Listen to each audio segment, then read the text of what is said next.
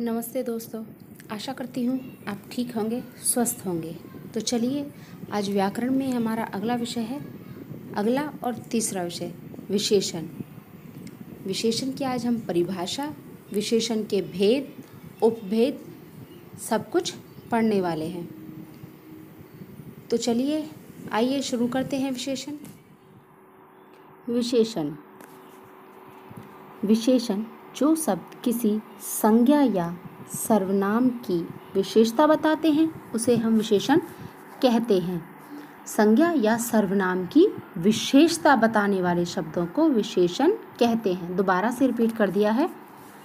जैसे राम बुद्धिमान बालक है। राम यहाँ पर क्या है? राम है संज्ञा, क्योंकि राम किसी का नाम है और नाम को हम संज्ञा भी कहते हैं। मैंने आपको पढ़ाया था इससे पहले कि संज्ञा का दूसरा अर्थ हम नाम भी कह सकते हैं। तो राम बुद्धिमान बालक है। राम की क्या विशेषता है कि वो बहुत ज़्यादा बुद्धिमान बालक है। तो यहाँ बुद्धिमान शब्द विशेषण है और जिसकी हम विशेषता बताते हैं, हम यहाँ पर राम की विशेषता बता रहे हैं, तो राम यहाँ पर विशेष्य हो जाएगा। अगला उदाहरण है, मोहन ईमानदार बालक है। मोहन शब्द यहाँ पर संज्ञा है क्योंकि मोहन किसी का नाम है। तो उसकी विशेषता क्या है मोहन की? यही कि वो ईमानदार है। बालक तो है लेकिन कैसा बालक है? ईमानदार बालक है। तो ईमानदार यहाँ उसकी विशेषता हो गई, ये विशेषण हो गया है। और किसकी विशेषता बताई थी हमने? मोहन की। तो जिसकी हम विशेषता बताते हैं वो विशेष्य होता है। आगे पढ़ते हैं विशेषण के भेद। विशेषण के 4 भेद होते हैं। कौन से? नंबर 1 गुणवाचक, नंबर 1 गुणवाचक, नंबर 2 संख्या, नंबर 3 परिमाणवाचक, नंबर 4 सार्वनामिक विशेषण। ये विशेषण के 4 भेद हैं। तो आइए अब आगे इनको पढ़ते हैं। पहला, गुणवाचक विशेषण। नाम से ही आपको पता चल रहा होगा गुण कि विशेषण, जब हम किसी की विशेषता बता रहे हैं, मतलब कि किसी के बारे में कुछ खास बता रहे हैं, तो उसके गुणों के बारे में बताना, वो हमारा गुणवाचक विशेषण कहलाता है। क्योंकि कई बार किसी भी शब्द का अर्थ उसके नाम में ही छिपा होता है, हमेशा नाम में ही अर्थ छुपा होता है। तो यहाँ भी विशेषण है जो ये गुणवाचक, इसका अर्थ उसके नाम में ही है। वे विशेषण जो संज्ञा या सर्वनाम शब्द के गुण, दोष, रंग, रूप, आकार, स्वाद, दशा, अवस्था, स्थान आदि की विशेषता प्रकट करते हैं, वो गुणवाचक विशेषण कहलाते हैं। गुण दोष क्या होते हैं? अच्छाई या बुराई की। वो बहुत अच्छा है, बहुत बुरा है, बहुत ईमानदार है, लालची है, ये सब किसी के गुण या दोष होते हैं। रूप रंग, बहुत ज़्यादा सुंदर है, बहुत गोरा है, बहुत काला है, सांवला है, मोटा है, पतला है, ये सब रूप और रंग में आते हैं। आकार, किसी चीज़ का आकार बताना, लंबा है, छोटा है, बड़ा है, मोटा, पतला, ये सब आकार हैं। स्वाद, खट्टा, मीठा, तीखा, ये सभी किसी चीज़ के स्वाद होते हैं। दशा, अवस्था, स्थान, जैसी विशेषता जो बताते हैं वो हमारे गुणवाचक विशेषण कहलाते हैं। जैसे रंग में काली टोपी, लाल रुमाल, ये किसी के रंग रूप बोला था ना, ये रंग की विशेषता है। आकार, उसका चेहरा गोल है, ये आकार की विशेषता हो गई। अवस्था, भूखे पेट भजन नहीं होता, मतलब उसकी अवस्था कैसी है कि अभी की स्थिति में वो आदमी भूखा है, तो यहाँ भूखे पेट क्या होगी? उसकी विशेषता हो गई। गुण, भला, उचित, ईमानदार, अच्छा, ये किसी के गुण होते हैं। दोष, बुरा, अनुचित, झूठा, क्रूर, कठोर, ये दोष कहलाते हैं। बुराइयाँ, उसके बाद स्थान, उजाड़, चौरस, भीतरी, बाहरी, ऊपरी, सतही, ये सब स्थान के लिए आते हैं। दशा और अवस्था, दुबला, पतला, मोटा, भारी, पिघला, ये सभी चीज़ें दशा और अवस्था के लिए आती हैं। तो ये सब हमारे गुणवाचक विशेषण कहलाते हैं। अगला है संख्यावाचक विशेषण। संख्यावाचक, किसी भी चीज़ की विशेषता संख्या में बताई जाए, मतलब कि किसी चीज़ की विशेषता बताते सब उसमें संख्या दर्शाई जाए। जब किसी गणना, योग, वस्तुओं की संख्या संबंधी विशेषता बताई जाती है तो उसे संख्यावाचक विशेषण कहते हैं। मतलब किसी भी चीज़ की गणना, योग, जोड़ घटा करना, वस्तुओं की संख्या, किसी भी चीज़ की संख्या बतानी, 1 2 3 4 जो भी कुछ, सब कुछ किस में आता है? आपका संख्यावाचक विशेषण में। इसके दो भेद होते हैं। पहला है निश्चित संख्यावाचक, जहाँ पर संख्या निश्चित होती है। इससे पहले मैंने आपको सर्वनाम पढ़ाया था। सर्वनाम में भी निश्चित और अनिश्चित था। जैसे निश्चित में क्या था कि किसी भी चीज़ की बिल्कुल निश्चित संख्या, कि यह मेरा घर है, यह मेरी पुस्तक है, कि ये पुस्तक मेरी है, इस चीज़ का मतलब ये बात बिल्कुल पक्की है, दृढ़ है। एक था अनिश्चित, उसमें क्या बताया था आपको मैंने कि आपके दरवाजे पर कोई आता है और को पूछता है कौन है, आपको नहीं पता कौन है। पता हो तो पक्का आप बोलेंगे कि राम आया है, श्याम आया है, और नहीं पता होता तो बोलेंगे कोई है दरवाजे पर, कि गेट पर कोई, दरवाजे पर कोई आया है, कोई कुछ। ये अनिश्चित में आ जाते हैं। तो उसी तरह हमारे विशेषण में भी निश्चित संख्यावाचक और दो अनिश्चित संख्यावाचक होते हैं। तो पढ़ते हैं पहले निश्चित संख्यावाचक। वे विशेषण शब्द जो विशेष्य की निश्चित संख्या का बोध कराते हैं।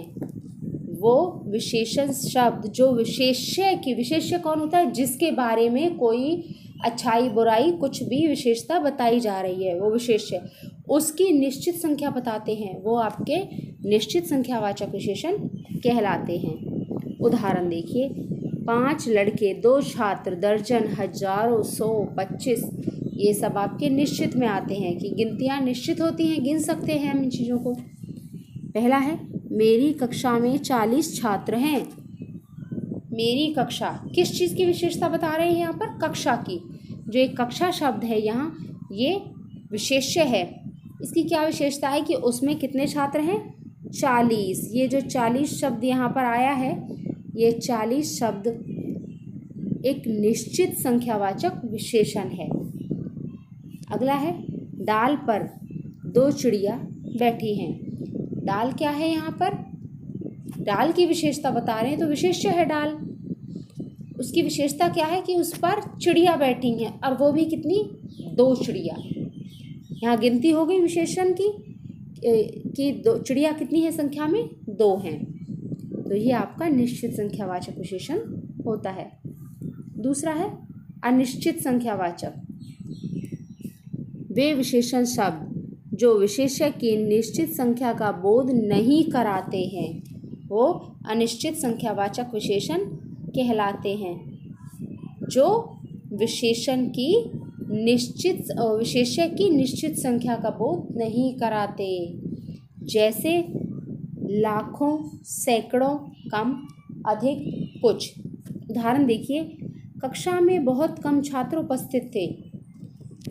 अब वो बहुत कम 10 भी हो सकते हैं, 20 भी हो सकते हैं, 30 भी, 40 भी, गिनती तो कुछ भी नहीं है ना, निश्चित तो कुछ भी नहीं है, तो अनिश्चित के लिए बहुत कम। दूसरा है बस स्टेशन पर बहुत लोग हैं, काफ़ी भीड़ होती है। अब वो भीड़ है 100 लोगों की भी हो सकती है, 200 की भी, 300 की भी, 400 की भी, लेकिन हमें इस चीज़ की कोई निश्चित नहीं पता, तो उसके लिए हम क्या लगाएंगे? बस स्टेशन पर बहुत लोग हैं। अगला है परिमाणवाचक विशेषण। परिमाणवाचक विशेषण, परिमाण होता है नाप तोल, किसी भी चीज़ का नाप तोल करना, वो परिमाण कहलाता है। तो नाम से ही पता चलता है कि नाप तोल संबंधी विशेषता बताई जाएगी इसमें। जिन विशेषण शब्दों से किसी वस्तु के माप तोल संबंधी विशेषता का बोध होता है, वे परिमाणवाचक विशेषण कहलाते हैं। जैसे कि थोड़ा पानी, 2 लीटर दूध, बहुत चीनी इत्यादि। परिमाणवाचक विशेषण भी दो भेद हुए उसके भी, जैसे अभी पहले गए थे संख्यावाचक के 2 भेद थे, निश्चित अनिश्चित, ऐसे ही परिमाण के भी 2 भेद हैं, निश्चित और अनिश्चित। निश्चित परिमाणवाचक, जिस विशेषण शब्द से किसी वस्तु की निश्चित मात्रा का, मापतोल की निश्चित स्थिति का बोध होता है, वो निश्चित परिमाणवाचक। जैसे 10 हाथ जगह 4 गज मलमल, 4 किलो चावल, ट्रक में 20 टन गेहूं था। कितना था? 20 टन। नाप तोल कर सकते हैं हम, उसको माप सकते हैं, उस चीज़ को हम तोल सकते हैं, क्योंकि वज़न बिल्कुल निश्चित फिक्स लिखा हुआ है। 5 किलो गुड़ खरीद लाओ, ये हो गया आपका निश्चित। क्यों? 5 किलो निश्चित संख्या है जिसको हम माप सकते हैं। अब हो गया, अब करते हैं अनिश्चित। जो विशेषण शब्द किसी वस्तु की निश्चित मात्रा या माप का बोध नहीं कराते हैं, जैसे कि कुछ दूध, बहुत पानी। एक तालाब में लीटरों पानी भरा है। अभी लीटरों मतलब कितना भी लीटर हो सकता है, 100, 200, 10, 20, 50, नहीं पता हमको। उसी तरह मुझे थोड़ा दूध चाहिए। अब थोड़े में वो 1 गिलास है, 1 चम्मच है, 1 जग है, कितना भी हो सकता है, नहीं पता कुछ भी। तो ये आपका अनिश्चित हो गया। नंबर 4, संकेतवाचक या सार्वनामिक विशेषण। संकेतवाचक, पता चल रहा है किसी चीज़ की तरफ संकेत किया जा रहा है। जो शब्द संज्ञा या सर्वनाम की ओर संकेत करते हैं, या जो शब्द सर्वनाम होते हुए भी किसी संज्ञा से पहले आकर उसकी विशेषता प्रकट करें, उसे संकेतवाचक या सार्वनामिक विशेषण कहते हैं। मतलब कि जो शब्द सर्वनाम होते हुए भी संज्ञा से पहले आकर उसकी विशेषता को प्रकट करते हैं, वो आपके सार्वनामिक विशेषण कहलाते हैं। जैसे कि उदाहरण देखिए, यह काला घोड़ा है, वह 5 किलोग्राम आम है। तो यहाँ सबसे पहले शुरुआत किससे हुई है? सर्वनाम से, लेकिन वो सर्वनाम संज्ञा से पहले आकर उसकी विशेषता प्रकट कर रहे हैं। वह 5 किलोग्राम आम है, तो आम की विशेषता यहाँ बता रहे हैं 5 किलोग्राम है, या घोड़े की वो काला है, ये तो उसकी विशेषता हो गई। लेकिन उस विशेषण से पहले सर्वनाम है कि वह, कि स्पेशल सिर्फ वही काला घोड़ा है, तो ये आपके सार्वनामिक विशेषण कहलाते हैं। सार्वनामिक विशेषण जो होते हैं, व्युत्पत्ति के अनुसार सार्वनामिक विशेषण के भी 2 भेद बताए जाते हैं। नंबर 1 मौलिक, नंबर 2 यौगिक। मौलिक सार्वनामिक विशेषण, यौगिक सार्वनामिक विशेषण। मौलिक कौन से होते हैं? जो बिना किसी रूपांतर की संज्ञा से पहले आते हैं। जो बिना किसी रूपांतर के संज्ञा से पहले आते हैं, मतलब बिना किसी अंतर के, कि उनका रूप जैसा होता है उसी रूप में आते हैं।